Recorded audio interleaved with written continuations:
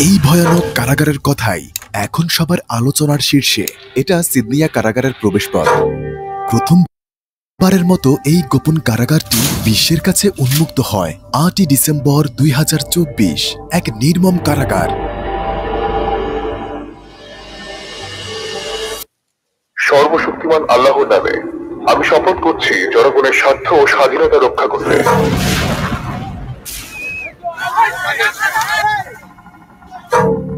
Mafia gang দ্বারা পরিচালিত একটি দেশ। এটা দামেস্কের ড্রাগ পিল কারখানা, পৃথিবীর অন্যতম। অপরাধ, ভয়, নির্যাতন, হত্যা এবং মাদকের উৎপাদন এবং তা বিতরণ। একটি বড় মাদক চোরাচালান আটক করা হয়েছে। সেখানে গিয়ে কি দেখতে পেলেন? সবচেয়ে জঘন্যতর কারাগার কোনটা ছিল? প্রশাসন আর রাষ্ট্রের ছদ্মবেশে মূলত এটা ছিল একটা মাফিয়া গ্যাং।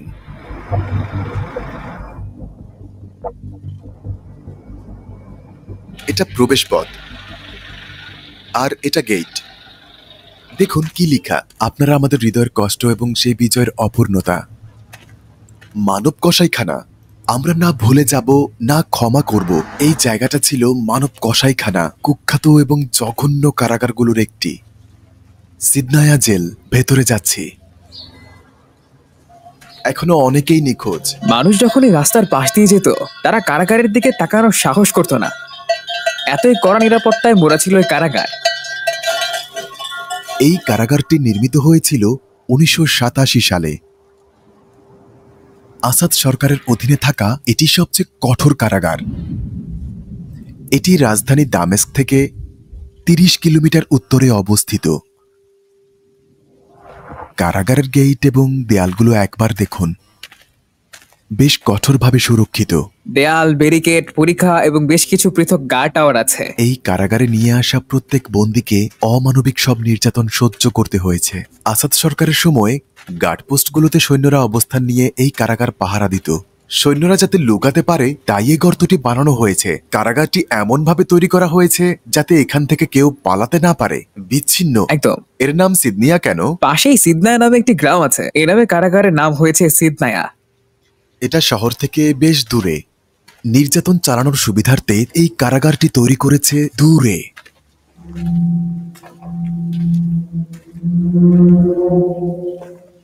আসাদের পতনের পর সব সেনারা পালিয়ে গেছে। অনেকে আত্মসমর্পণ করেছে। দেখুন, কারারক্ষীরা পালিয়ে গেছে। আমি এখন এর সামনে দাঁড়িয়ে। আমার পেছনে দেখছেন ওই বিল্ডিংটা সিডনায়া জেল। এটা গেট। জানি না ভেতরটা কেমন। শুনেছি ভেতরে নাকি বরফের মতো ঠান্ডা। হে আল্লাহ! ভেতরে ঢুকতেই এটা প্রথম দৃশ্য। এখানে অনেক মানুষকে আনা হয়েছিল এবং বন্দীদের সংখ্যা ছিল অগণিত, কয়েক হাজার। স্বাধীনতার পর অনেকেই এখানে প্রিয়জনকে খুঁজতে আসে। তারা আন্ডারগ্রাউন্ড সেলেও খুঁজেছিল। এই দরজাটা দেখে তারা ভেবেছিল নিচে আন্ডারগ্রাউন্ড সেলও আছে। এটাই হয়তো সেলে যাওয়ার রাস্তা।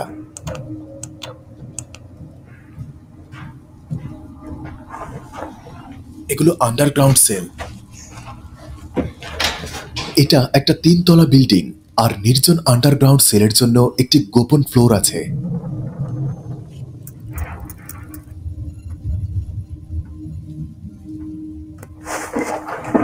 হ্যাঁ, এই দিকটা দেখান।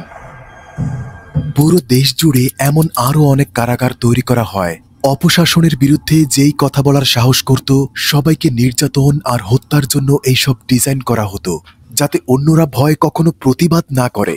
নির্জন ও ভয়ঙ্কর কারাগারের কথা উঠলে হয়তো আপনি ফিলিপাইন বা এল সালভেদের কুখ্যাত কারাগারের কথা মনে করবেন।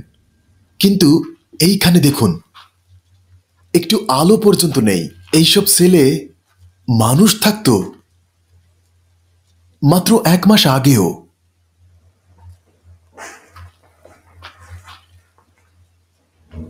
এখানে কত কি যে ঘটেছে।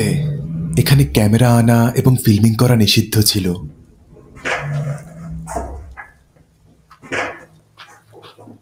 সেলটা দেখুন। এমন একটি সেলে নিজেকে ভাবুন যেখানে আপনার ভাগ্যে বা বাহিরের জগতে কি ঘটছে কিছুই জানেন না, অথচ আপনি একজন নিরপরাধ। এই সিদনায়া কারাগারের আরেক নাম মানব কসাইখানা, যেখানে হাজার হাজার বেসামরিক নাগরিককে শুধুমাত্র ভিন্ন মতাবলম্বী হওয়ার কারণে নির্যাতন, হত্যা এবং পরে তাদের লাশ গণকবরে ফেলে দেওয়া হয়।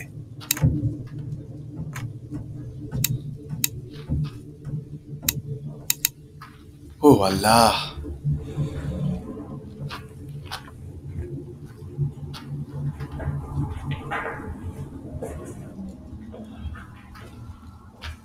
আটাশ নাম্বার।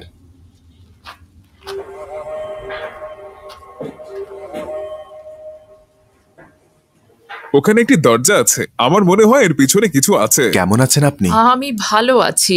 এই বিজয় ও সাফল্যের জন্য অভিনন্দন। আল্লাহকে ধন্যবাদ, আমরা এখনো নিরাপদ। আল্লাহর রহমতে আমাদের মধ্যে শান্তি ফিরে এসেছে, দেশ ফিরে এসেছে, সিরিয়া ফিরে এসেছে, আলহামদুলিল্লাহ। আপনার কোনো আত্মীয় কি এখানে ছিল? আমার ভাগ্নে এখানে ছিল, আমার কাজিনও এখানে ছিল। কতদিন? 15 বছর ধরে। তিনি একজন ডাক্তার ছিলেন, মসজিদ থেকে আটক করে। কি করেছিলেন? সে কিছুই করেনি। অনেক মানুষ 20 থেকে 30 বছর ধরে নিখোঁজ। অত্যাচারী জালিমদের ওপর আল্লাহর গজব পড়ুক। এগুলো সিদনায়া কারাগারের প্রধান লকআপ।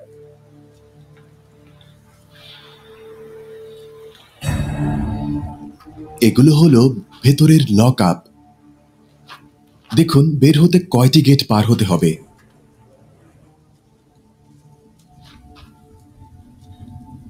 এখানে অনেক বীভৎস ঘটনা ঘটেছে।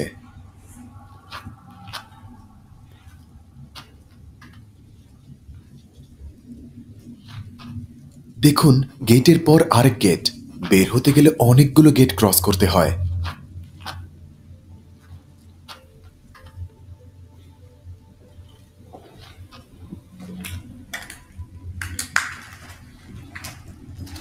এই জায়গাটাকে জাদুঘর বানানো হবে, ফলে পুরো বিশ্ব এই কারাগার দেখতে পাবে। অপরাধের সাক্ষী এই কারাগার।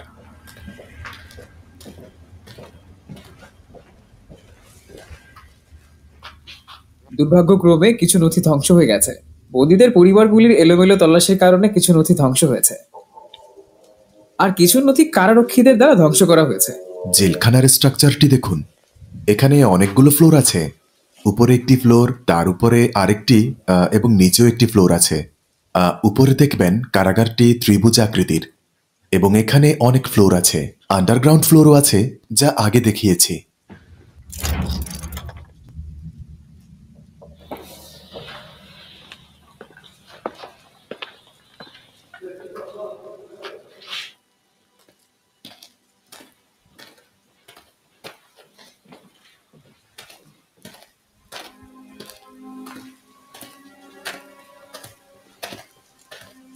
আমরা এখানে 2.5 ঘন্টারও বেশি সময় আছি।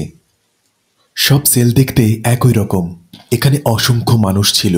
এই কারাগারে প্রায় 2.5 লাখ নিখোঁজ মানুষ পাওয়া গেছে। অবিশ্বাস্য, এই 2.5 লাখ মানুষ নিখোঁজ ছিল। কারাগারের এক নির্জন গোপন স্থানে হিউম্যান প্রেস রয়েছে।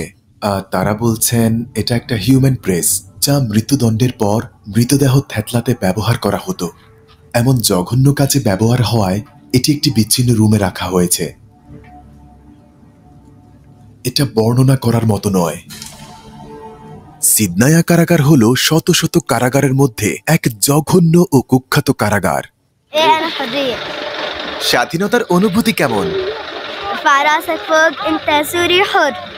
আমরা পাশের আরেকটি কারাগারে গেলাম। সিদনায়া কারাগারের নাম হয়তো সবাই শুনেছেন, কিন্তু এর থেকেও জঘন্য কারাগার আছে। তাদের মতে সিদনায়ার পর এটি সিরিয়ার দ্বিতীয় জঘন্য কারাগার।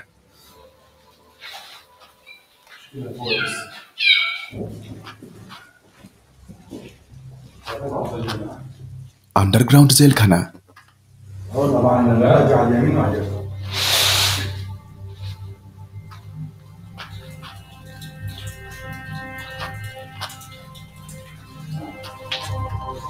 Group sell.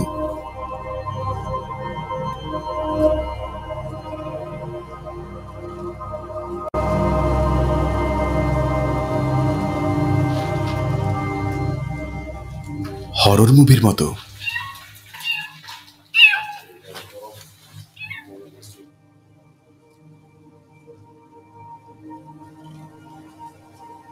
মানবাধিকার সংস্থাগুলো অনুমান করছে 2011 সালের বিপ্লবের পর থেকে এখানে কয়েক হাজার বন্দী নিহত হয়েছে। 1 লক্ষেরও বেশি মানুষ যারা জোরপূর্বক নিখোঁজ হয়েছিলেন তাদের কোনো হদিস এখনো পর্যন্ত মেলেনি। হয়তো তাদের নির্যাতনের মাধ্যমে হত্যা করা হয়েছে এবং গণকবরে সমাহিত করা হয়েছে।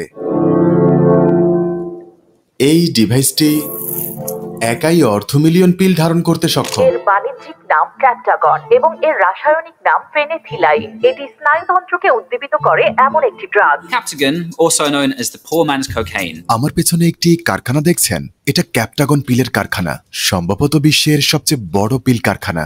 এটি একটি ওষুধের কারখানা, কিন্তু ভেতরে সব ফ্রুটস, ফলে একেবারে পরিপূর্ণ। দেখুন পতিত সরকার কি করেছে। তারা এই কারখানাটিকে ফুড প্রসেসিং প্লান্ট হিসেবে দেখিয়ে আসলে ফ্রুটসের ভেতরে মাদক বড়ি ও হাসিস লুকিয়ে রেখেছিল, অন্যান্য দেশে পাচার করে সমগ্র অঞ্চলের ক্ষতি করত।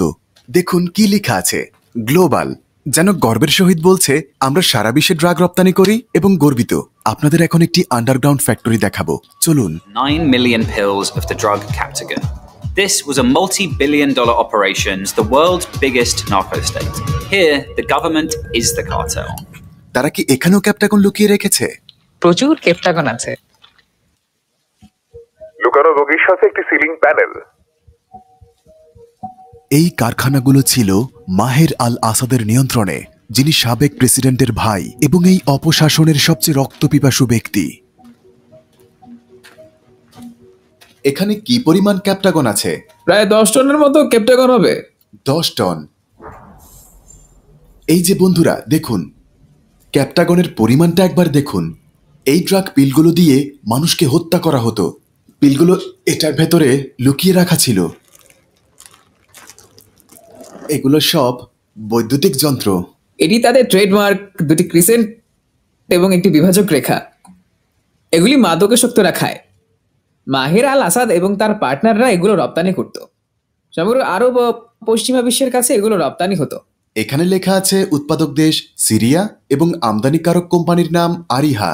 এর বিধ্বংসী প্রভাব শুধু সিরিয়ার মধ্যেই সীমাবদ্ধ থাকেনি, বরং এটি পুরো আরব বিশ্বে ব্যাপকভাবে ছড়িয়ে পড়েছে। প্রতিটি পিল $5 বিক্রি হয়। এখানে রয়েছে $1 মিলিয়ন মাদক। তারা এসব মাদক পাচার করে বৈদেশিক মুদ্রা আয় করত।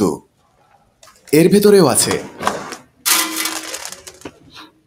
রপ্তানির জন্য আলুগুলোতেও প্রচুর পরিমাণে ক্যাপটাগন ভরা হতো। প্রতিটি আলুতে প্রায় 500টি পিট রাখা যায়। এটি একটি সিগারেটের বাক্স বলে মনে হচ্ছে, কিন্তু এটিও ক্যাপটাগন দিয়ে ভর্তি। এগুলো গাঁজা। এই টেবিলেও তারা মাদক প্যাক করেছে। ভাবুন কি অসম্ভব ব্যাপার। এটার ভেতরে রাখবে, তারপর আটকে দেবে। দেখুন এইসব পিল টেবিলের ভেতরেই ছিল। এগুলি গ্রানাইট স্ল্যাব বলে মনে হলেও এগুলো সব ক্যাপটাগন দিয়ে পূর্ণ। সব ড্রাগ ফ্লোরে ছড়িয়ে ছিটিয়ে আছে। এই সব ক্যাপটাগন পিল। এই সবগুলোতে ক্যাপটাগন প্যাক করা আছে। যেই ড্রাগ পিলগুলো আমাদের দেশে বিক্রি হতো সেগুলো এখান থেকেই আসতো।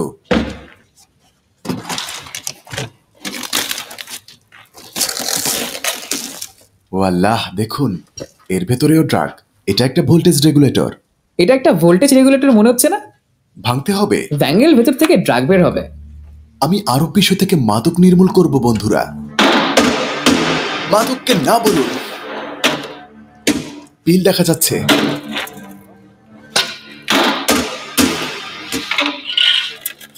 ভেতরে অনেক পিল। দেখুন কিভাবে বৃষ্টির মতো ড্রাগ পড়ছে। আরব বিশ্ব এখন মুক্ত। এই ডিভাইসে একাই $1/2 মিলিয়ন পিল আছে। কেউ যদি পিলগুলো খায়, মাত্র 10 থেকে 20টি পিল তাকে আসক্ত করে দিবে। দুর্ভাগ্যবশত সিরিয়া পরিচিতি পেয়েছিল বিশ্বের সেরা মাদকের রাজত্ব হিসেবে। ইনশাল্লাহ সিরিয়া বদলাবে। এমনকি তাদের হাতুড়ির ভেতরেও লুকানো ছিল। এটা গাঁজা এর ভেতরে 3 টন আছে। কারখানার আকার দেখুন। ওই দিকটা র অ্যাসিড আছে। দেখুন, এই কারখানাতে তারা ক্যাপটাগন তৈরি করত। কার্ডবোর্ডের বাক্সের সংখ্যাটা একবার দেখুন, কতগুলো। এই বাক্স শিপিং এর জন্য ব্যবহার করা হতো। এখন আমরা রান্নার জায়গাটা দেখব। এই মাদক অভিযান ধ্বংস হয়ে গেছে এবং এর গোপন রহস্য ফাঁস হয়ে গেছে। বিশ্বকে আজ এইসব অপরাধ দেখতে হবে। এই পাত্র দিয়ে তারা কেমিক্যাল সেদ্ধ করত। একদম যেন ব্রেকিং ব্যাডের দৃশ্যের মতো মনে হচ্ছে। তারা এখানে রান্না করত, তবে খাবার রান্না না করে মাদক রান্না করত। এগুলো পিল তৈরিতে ব্যবহৃত কাঁচামালের অবশিষ্টাংশ। আরো রান্নার হাড়ি আছে।